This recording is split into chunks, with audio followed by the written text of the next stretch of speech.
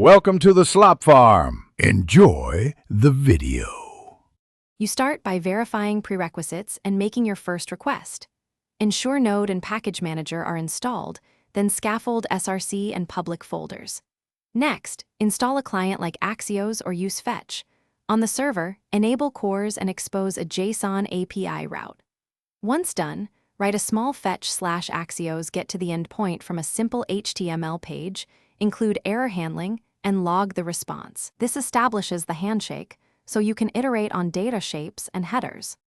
You now wire authentication and reliable data flow.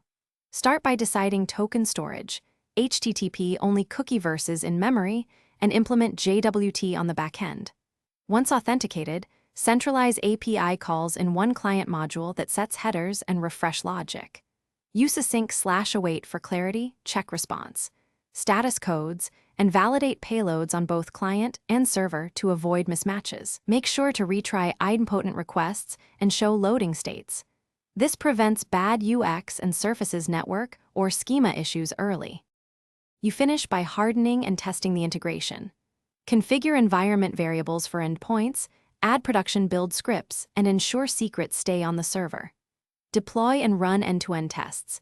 Inspect the Browser Network tab for missing headers or 4xx/5xx responses.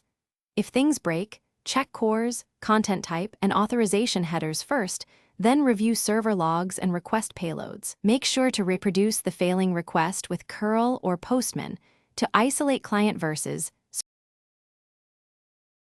Thanks for watching. Consider subscribing if we helped you today.